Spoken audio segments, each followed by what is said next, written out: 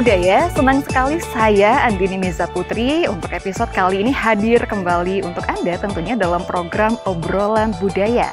Dan izinkan kami mengajak Anda untuk ikut menelusuri salah satu produk dari ekonomi berbasis kearifan lokal yang berasal dari ranah Minang, Sumatera Barat. Dan tentunya program Obrolan Budaya ini merupakan persembahan dari RRI Bukit Tinggi. Ikuti penelusuran kami untuk episode kali ini.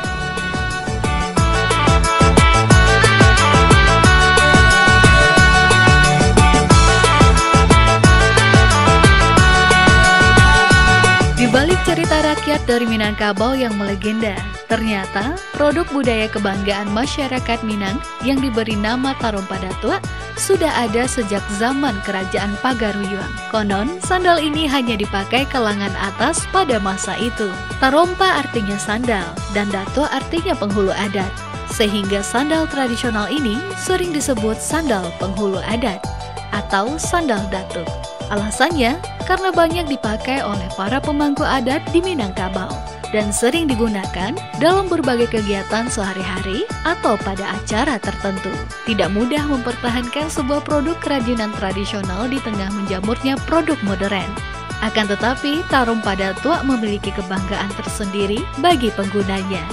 Sebuah kepercayaan diri karena tidak ketinggalan zaman dan tren etnik tentu saja bisa menjadi salah satu pilihan untuk fashion saat ini.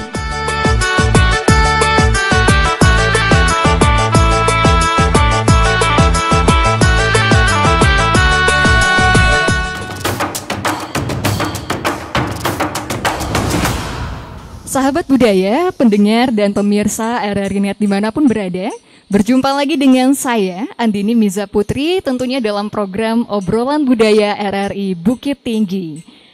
Sahabat budaya, industri kulit, khususnya kerajinan dari kulit, menunjukkan pertumbuhan yang cukup positif. Dari tahun ke tahun, industri ini seakan tidak pernah berhenti menunjukkan eksistensinya sebagai salah satu penggerak roda ekonomi. Menariknya, unsur budaya dan kearifan lokal menjadi basis yang sangat kuat dalam hal ini. Pendengar dan pemirsa, saat ini saya Andini Miza Putri bersama dengan para narasumber kami dalam program Obrolan Budaya yang tentunya untuk edisi kali ini kami mengangkat tentang ekonomi dan budaya dari Nagari Kapau, Kabupaten Agam, Provinsi Sumatera Barat. Dan saya juga bersama dengan salah seorang pelaku ekonomi yang mengusung kearifan lokal bersama Dinda. Baik, Dinda, selamat siang Dinda. Selamat siang, Kak. Baik, ada Dinda Lorenza, pelaku UMKM Sandal Kulit Minangkabau Limpape. Ya, Kak. Baik, kemudian juga ada Wali Nagari Kapau, Bapak Dodi Patra. Iya, Bu. Bapak Dodi Patra, tapi akrab disapa Inya Ya. Dodi. Iya, betul, Bu. Baik, Inya Dodi dan Dinda, terima kasih sudah bergabung bersama kami di program Obrolan Budaya. Dan kita mungkin ingin tahu dulu untuk Dinda. Nah, untuk Dinda sendiri mungkin sebagai seorang pelaku usaha di sektor industri kulit, boleh bercerita Dinda semenjak kapan usaha Sandal Kulit Minangkabau Limpape ini dirintis gitu, dan boleh tahu juga apa sih yang menginspirasi, karena di luar sana banyak kan ya UMKM atau sektor bisnis itu yang mengusung ekonomi itu modern gitu, tapi kenapa di Limpape ini itu mengusung kearifan lokal? Saya ini didirikan oleh kedua orang tua saya pada tahun 2000. Keterlibatan saya dalam mengelola usaha ini kira-kira di tahun 2018 saat 1 tahun saya tamat SMA. Inspirasi saya untuk ikut dalam berkontribusi dalam usaha ini ingin meneruskan usaha kedua orang tua saya agar nantinya di masa akan datang usaha ini akan tetap berjalan dengan baik. Oke, jadi sejak tahun 2000 usaha ini dirintis gitu. Iya, Kak. Oke. Dan apa yang menginspirasi? Kenapa waktu itu orang tua Dinda itu kepikiran untuk merintis industri kulit? Padahal mungkin di tahun segitu ya, di era-era itu mungkin sektor kuliner salah satu yang cukup menjanjikan.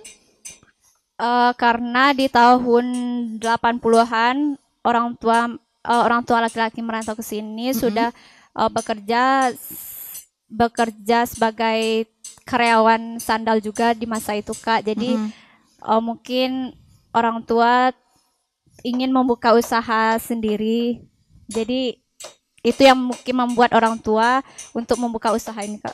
Oke. Kalau faktor apa ya, kekayaan alam itu menjadi salah satu alasan nggak? Karena industri kulit mungkin bahan dasar, bahan bakunya itu mudah ditemukan ya? Iya, pada waktu faktor ya Kak, kekayaan alam, memberdayakan sumber daya yang ada. Oke, dan kalau Dindanya sendiri, kenapa tertarik juga ingin ikut berkontribusi dan melanjutkan usaha yang dirintis orang tua? Iya Kak. Kenapa pengen? Karena di zaman sekarang, di mana susah cari kerja, ada menginspirasi Dinda untuk melanjutkan usaha. Dan juga meneruskan nantinya Kak. Oke, tapi ada kebanggaan tersendiri nggak sih mewariskan usaha orang tua yang itu berbasis kearifan lokal? Oh ada Kak. Yang bikin bangganya itu apa? Karena kan ini usahanya bukan turun-temurun Kak, jadi baru dari orang tua dan diteruskan oleh anak pertama gitu Kak. Oke, dan apalagi sebagai generasi muda tentunya punya apa ya, kebanggaan tersendiri. Betul, punya kebanggaan dan punya kewajiban juga untuk melestarikan budaya gitu. Iya, apalagi ini budaya Minangkabau ya. Iya Kak. Oke, tapi nggak sempat merasa minder gitu waktu ingin terjun, karena mungkin bisa jadi teman-teman Dinda di luar sana yang seusia Dinda juga menekuni usaha yang sama, tapi sudah lebih dikenal, misal kayak industri kulit dari Jawa Barat itu, dari Garut ada, dari Jogja juga cukup populer gitu. Enggak sih Kak, enggak ada mindernya, karena kan ini khas dari Sumatera Barat Kak. Nah jadi itu dia. Enggak ada. Jadi percaya diri aja Kak. Oke, kita pengen tahu juga apa sih yang membuat industri kulit, sendal kulit khususnya dari Nagari Kapau ini sudah tidak hanya dikenal oleh nasional tapi internasional. Jadi sudah keluar ya, sudah ekspor ya. Udah Kak. Oke, tapi nanti kita lanjutkan ya obrolannya ya. Nah, Nyi Dodi. Nah, kalau boleh tahu Nyi juga ini sebagai Wali Nagari Kapau dan peran Wali Nagari Kapau di sini dalam melestarikan warisan budaya sendal kulit Minangkabau di negari ini Nyi. Ya, terima kasih Ibu. Pertama sekali kami dari Pemerintah Nagari Ibu ya, mengucapkan terima kasih atas kunjungan dari tim dari RRI Pusat nih Bu, datang ke Bukit Tinggi Bu ya, betul. Yang datang ke Nagari Kapau. Jadi kami dari Pemerintah Nagari hal ini Bu ya, mengenai tradisional kemudian kebudayaan kita di Nagari Kapau ini sangat mendukung sekali hal-hal yang mengenai ini Bu. Di Nagari Kapau ini kita Nagari Kapau ini negari yang paling terkecil nih Bu, yang ada di Tilatang Kamang, dengan jumlah penduduknya cuma 3.400 orang. Itu kebanyakan dari Nagari Kapau orang dah tahu semua. Itu yang terkenal sekali di bidang kuliner nih Bu ya. Nasi kapau. Nasi kapau. Betul. Jadi di mana-mana orang tahu makan ke Bukit Tinggi atau di Padang inginnya nasi kapau. Yeah. Inilah nasi kapau yang ada di Nagari Kapau, kita sedang mengupayakan untuk melestarikan Bu. Samping itu Bu ya, di UMKM sebagian dari nasi kapau, kemudian ada kerajinan UMKM ini serupa sandal ini. Kita dari Pemerintah Nagari sangat mendukung hal ini Bu. Mudah-mudahan generasi berikutnya seperti yang katakan Winda dari tahun 2000 keluarga dari orang tua Winda melaksanakan pembuatan kerajinan rumah tangga sampai sekarang udah 14 tahun berjalan Ibu ya. Alhamdulillah mereka masih aktif membuat produk sandal datua ini Bu. Oke. Dan ini sebenarnya juga hal yang sangat menarik sahabat budaya, bahwa ternyata di Nagari Kapau, Kecamatan Tilatang Kamang, Sumatera Barat ya Nya ya. Ya, betul, itu Bu. kebanyakan orang mengenalnya itu nasi kapau. Nasi kapau. Dari sektor kuliner tadi. Betul. Tapi ternyata juga ada industri kulit yang berkembang di sini, bahkan terbilang sangat pesat ya Nya ya. Ya, jadi Bu sambil sandal kulit ini juga ada jenis makanan yang lain gitu yang berada di Nagari Kapau. Okay. Tapi alhamdulillah yang sandal kulit dari Empape ini udah melakukan ekspor nih Bu. Betul. Ke luar negeri. Jadi udah beredar ke Malaysia, kemudian ke Brunei dan Singapura. Jadi kebanyakan pedagang langsung datang ke sini Bu. Oke. Iya. Dan kalau sejauh ini Nya, apakah ini keberadaan industri kulit di Kapau ini cukup mendukung sektor-sektor lainnya? Sangat mendukung sekali Bu. Salah satunya dengan adanya industri rumah tangga ini, pertama sekali bagi generasi muda, sangat membantu mereka mengatasi pengangguran ini, Bu. Jadi dengan adanya industri rumah tangga ini, semua karyawan, semua generasi muda di Kapau mungkin bisa belajar di sini, yang ada juga bekerja di sini gitu, Bu. Oke. Dan teman-teman ini kan masih menggunakan alat yang sangat tradisional Iya, sangat ya. tradisional, Bu. Pandangan ini apakah ini sebuah kelebihan atau tantangan ke depannya di era modern sekarang? Di zaman modern sekarang ini memang satu tantangan, Ibu ya. Tapi dengan seperti yang kita ketahui mengenai sandal datua ini, Bu ya. Sandal datua ini adalah pakaian sandal yang digunakan oleh Nini Mama yang ada di Sumatera Barat gitu ya, khususnya di Minangkabau.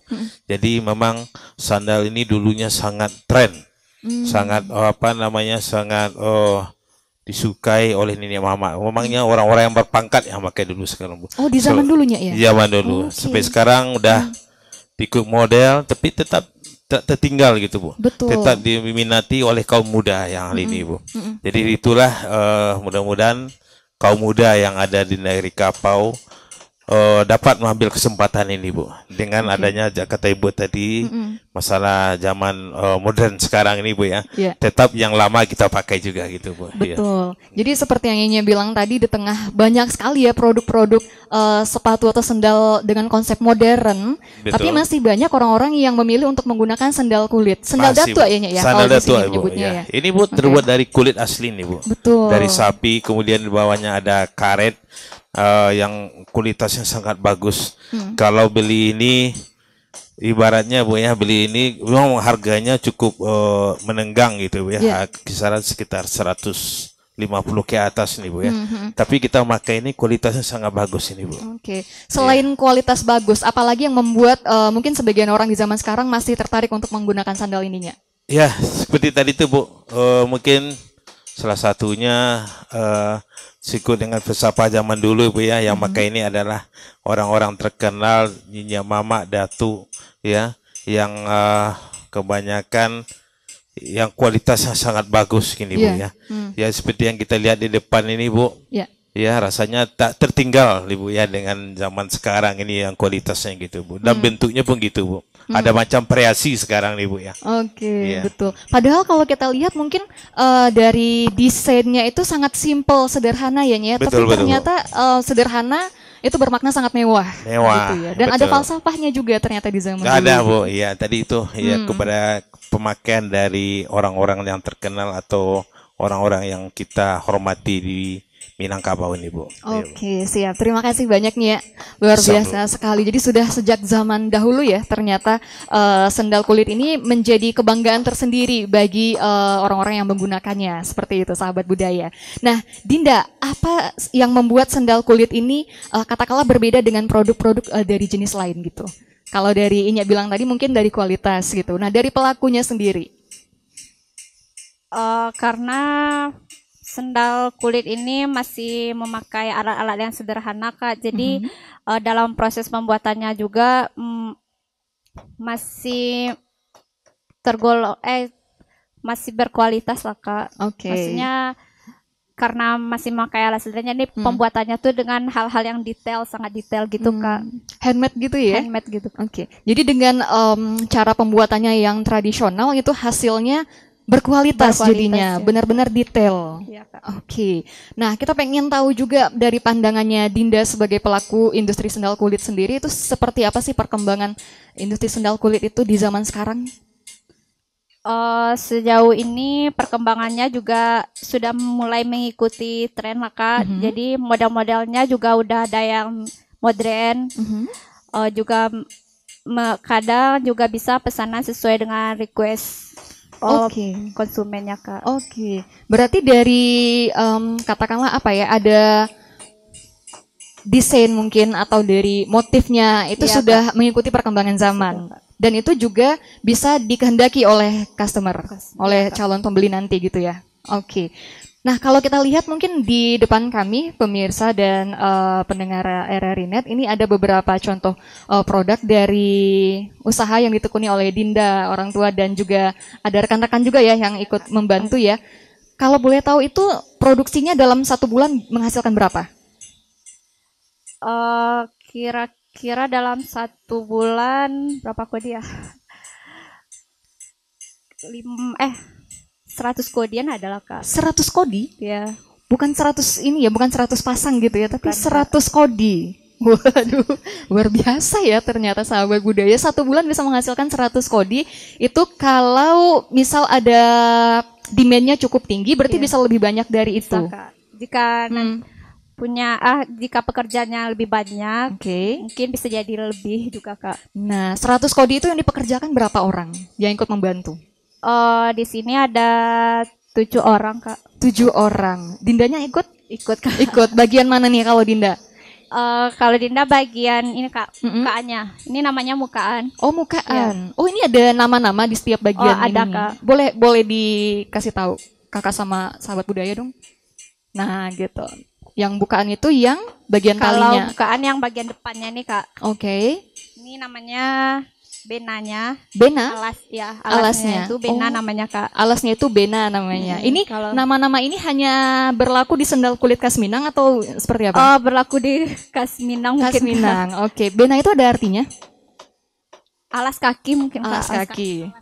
Oke, siap. Jadi yang di bawah ini benanya. Ya, kemudian kalau yang ini sol.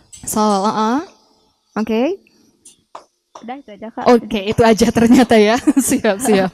Tapi warnanya memang standar lah gitu ya, warna-warna sendal kulit coklat. Warna kulit coklat. Warna kulit dan warna hitam gitu ya. Oke, dari bahan bakunya sendiri seperti apa Dinda?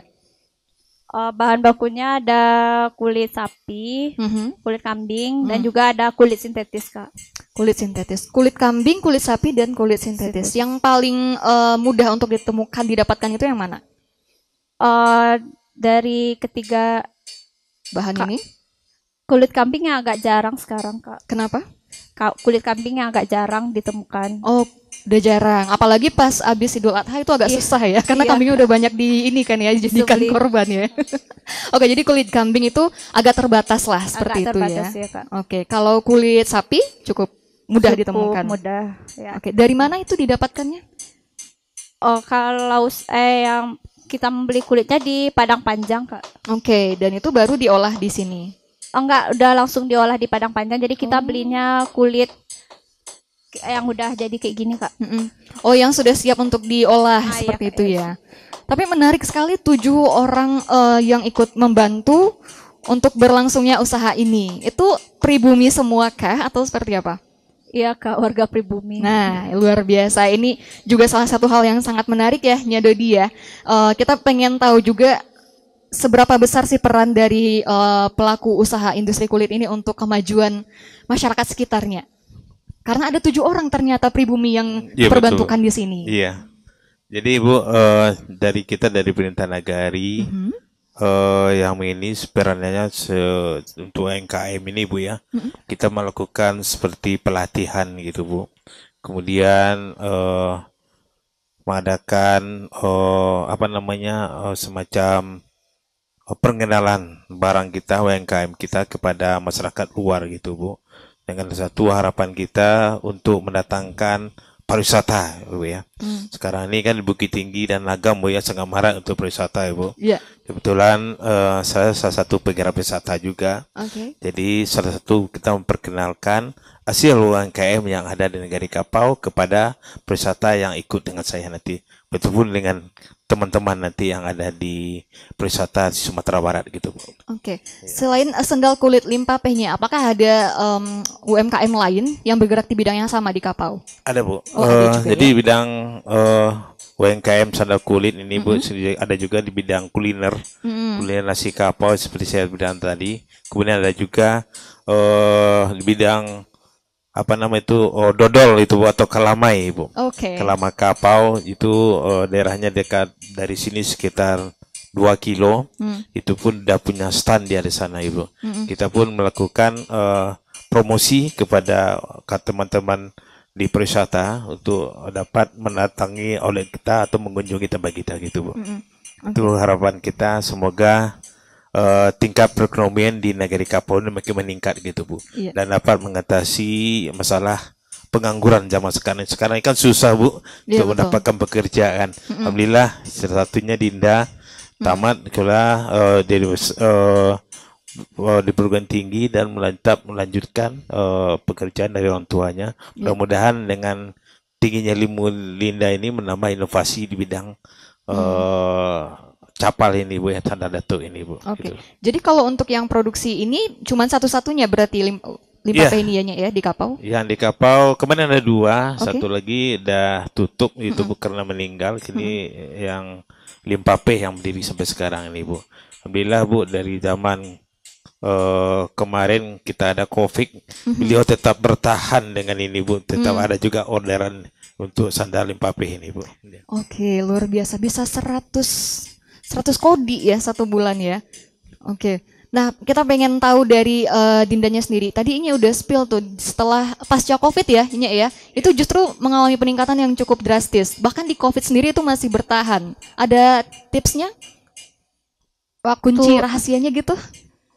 Waktu di zaman COVID nggak ada produksi lagi Kak. Oke. Terus alhamdulillah habis COVID di tahun 2022 ya. Tahun 2022 alhamdulillah mengalami peningkatan Kak, karena kan sudah bisa kirim barang. Jadi alhamdulillah udah mulai ada yang pesan juga Kak. Oke. Tapi setidaknya tidak mati lah usahanya setelah COVID gitu ya Nya ya.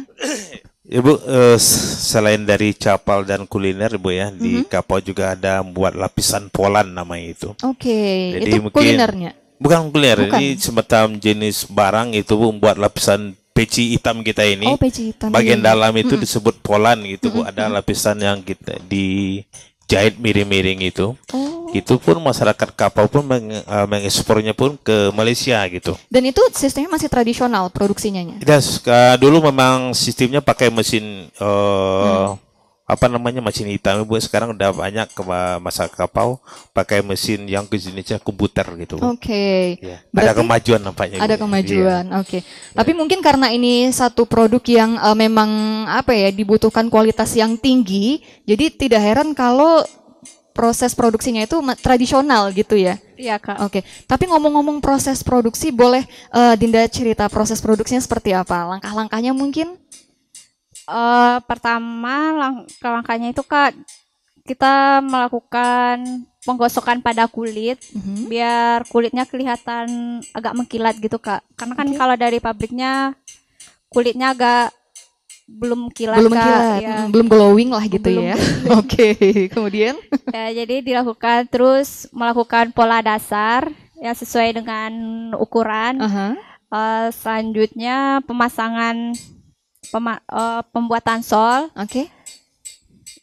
Setelah itu baru perakitannya menjadi sendal Kak. Pemasangan tali baru perakitan jadi sendal kayak gini. Oke. Berarti ini semuanya memang prosesnya itu tradisional? Masih tradisional Kak. Masih tradisional. Mesin jahitnya pun juga masih tradisional. Mesin jahit tradisional. Wah, luar biasa sekali ya teman-teman ya.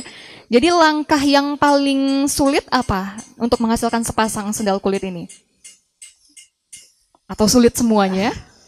Kalau udah pekerja yang udah biasa kerja mungkin nggak sulit. Yang udah pro lah gitu ya. Nggak ada yang sulit. Kalau untuk mungkin dalam itu Kak pemasangan ukurannya. Oke. Kadang kan kadang nggak pas gitu Kak. Jadi memang butuh ketelitian yang cukup tinggi gitu ya. Oke. Wow, menarik. Tapi untuk perempuan ada ya sandal kulitnya ya? Ada Kak, cukup. Anak-anak juga ada, perempuan, laki-laki. Laki-laki juga ada. Lengkap Kak. Lengkap. Oke, Dinda sendiri itu yang bagian bikin yang di depannya tadi gitu ya? Iya Kak. Kalau sepasang nggak mungkin ya. Gini, proses produksinya berapa lama? Nah, kalau tadi kan kapasitasnya tuh, kalau prosesnya sendiri itu berapa lama? Tergantung pekerjanya Kak. Kadang satu pekerja bisa 10 kodian lah Kak. 10 kodian dalam itu 1 minggu. Dalam 1 minggu? Ya. Berarti 1 minggu bisa menghasilkan 10 kodi. 10 kodi dengan cara yang tradisional. Ya Kak. Oke, baiklah. Tapi kalau menurut Dinda sendiri cara tradisional ini apakah sangat menjamin kualitas ke depannya gitu? Insya Allah menjamin, Kak. Insya Allah menjamin. Buktinya permintaannya sangat tinggi ya. Alhamdulillah, Kak. Baiklah, luar biasa. Nanti kita boleh lanjutkan lagi Nya dan juga Dinda, kita break dulu. Tentunya masih bersama saya Andini Miza Putri di program Obrolan Budaya RRI Bukit Tinggi dari Nagari Kapau, Kecamatan Tilatang Kamang, Kabupaten Agam, Provinsi Sumatera Barat.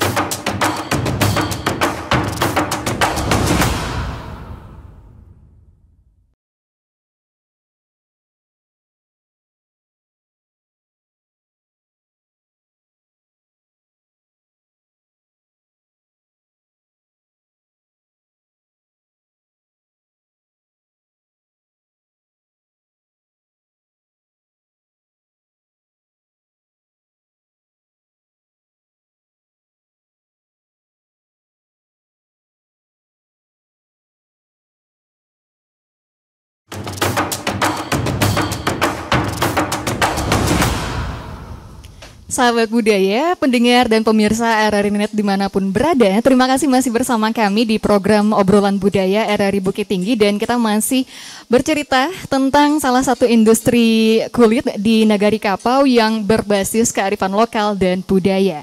Nah, Dinda, pendapat Dinda sendiri seperti apa nih tentang peran sendal kulit Minangkabau ini dalam melestarikan budaya Minang? Peran sendal kulit sendiri itu memiliki peran yang sangat tinggi, karena umumnya sendal datuk lah, Kak, ya, biasa dipakai oleh nenek mama, memiliki peran yang sangat tinggi karena memiliki kualitas yang tinggi, sehingga memiliki perannya yang besar sekali lah seperti itu, Kak, ya. Oke. Dan juga pengolahannya yang masih tradisional. Jadi itulah yang ibaratnya apa ya, yang berperan besar dalam melestarikan budaya Minang seperti itu, Kak, ya. Oke. Kalau misalnya ada tawaran mungkin untuk beralih ke sistem modern, itu apakah dari Dindanya sendiri akan menyanggupi atau sepertinya akan tetap di tradisional lah biar kualitasnya terjaga seperti itu? Mungkin kalau untuk lebih modern, ya kalau bisa lebih modern bisa, insya Allah, Kak, menyanggupi, karena bisa lebih, pembuatannya tuh lebih cepat juga kan, Kak, karena lebih efisien gitu ya. Dan juga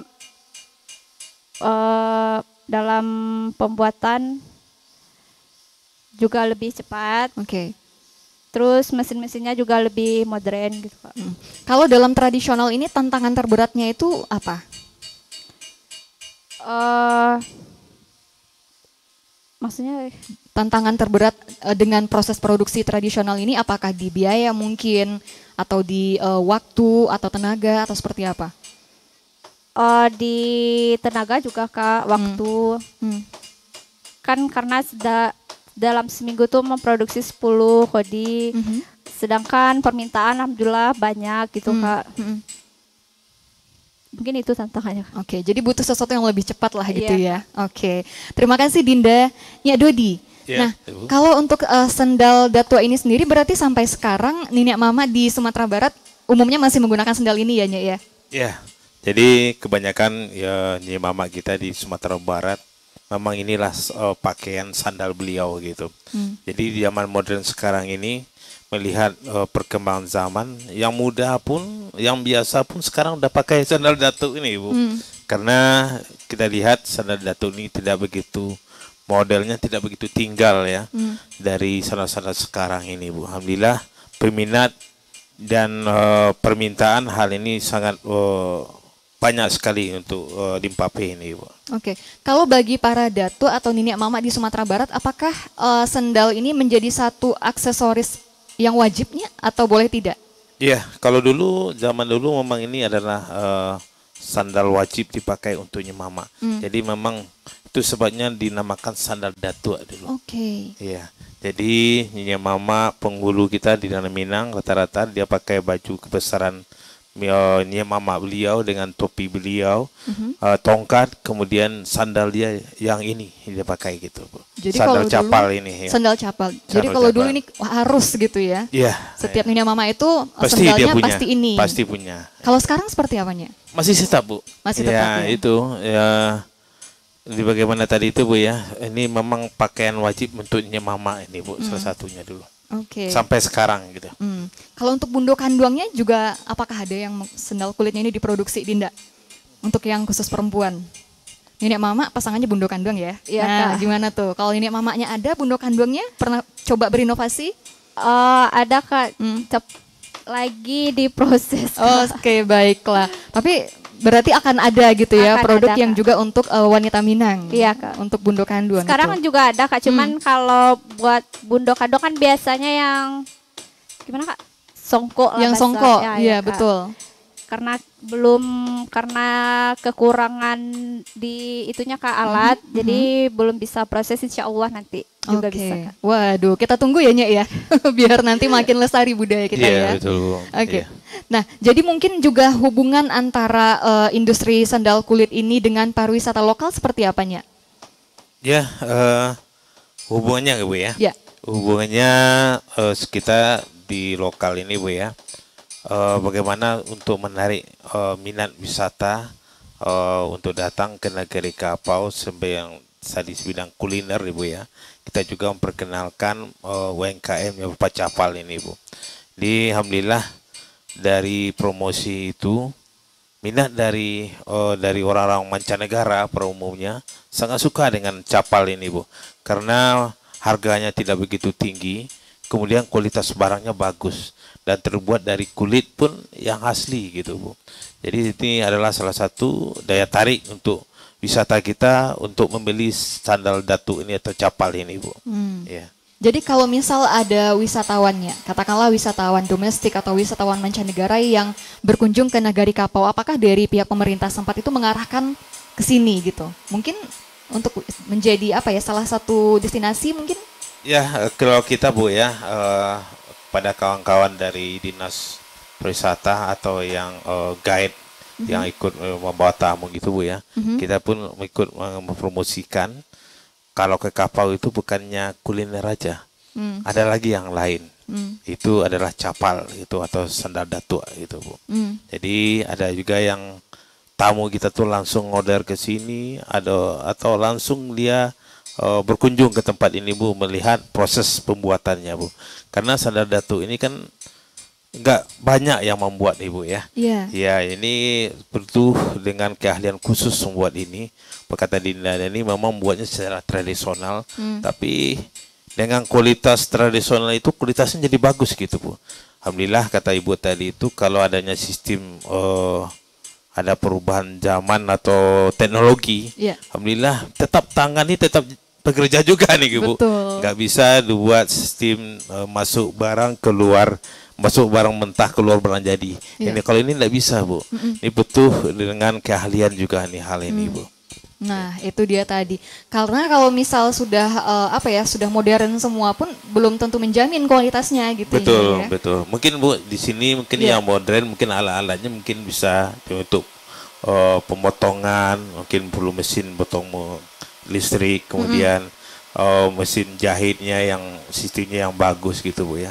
Kalau untuk merapi atau memasangnya tetap juga dengan keahlian tangan ini, Bu. Betul, karena butuh ketelitian dan kejelian yang luar Betul. biasa Iya, gitu ya. apalagi dalam bidang beri lemnya gitu, Bu. Ya. Kalau mesin bagaimana beri lemnya kayak gitu, Bu ya. Tetap tangan Betul. kita butuhkan. Ada plus minusnya lah Plus, gitu ya, Nyek, ya, ya. betul, Kalaupun betul misal sekali. nanti ada pembaharuan dari alat-alat mungkin ya, Betul. Dinda ya. Iya, Kak. Tapi itu masih bisa dikawinkan dengan sistem tradisional tadi Masih, gitu ya. Kak. Karena yang membuat khas dari sendal kulit ini sistem tradisionalnya tadi ya, Nyek, ya. Betul, Bu. Betul sekali, Bu. Kalau misal prosesnya sudah modern ya sama berarti dengan Sama, mungkin sendal banyak, lain. Bu. Bukan satu Betul. lagi yang ada di Nah. Kapau, Bu. Banyak nanti industri yang Betul, buat ini, Bu ya. Tidak Tapi- akan jadi keunggulan lagi berarti nanti betul. ya. Iyalah. Oke. Ada tambahan lagi mungkin ya? Ya, kita tambahnya gini tuh, Bu ya.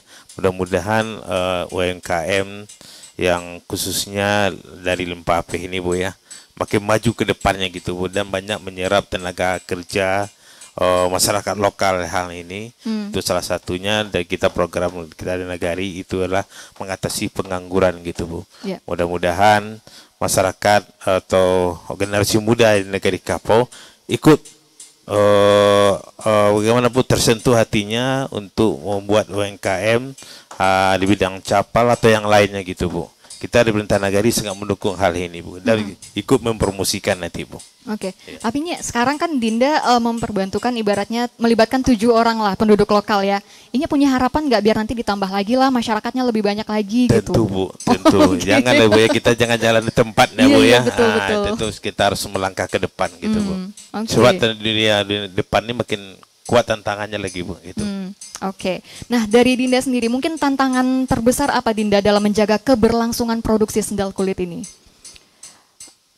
Mungkin tantangan terbesarnya banyaknya pelaku usaha yang lain Kak, yang lebih modern dari kita. Itu merupakan satu tantangan bagi produk lokal kita Kak.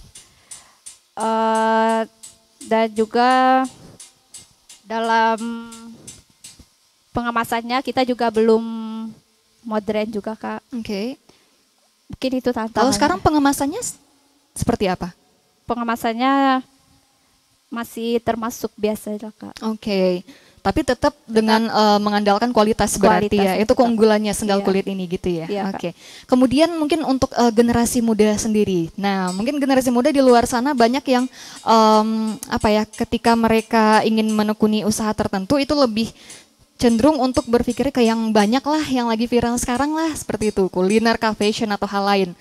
Mungkin ada pesan khusus dari Dinda agar aspek budaya jangan ditinggalkan loh. Aspek budaya atau kearifan lokal itu malahan menjadi potensi besar untuk diberdayakan menjadi sektor ekonomi.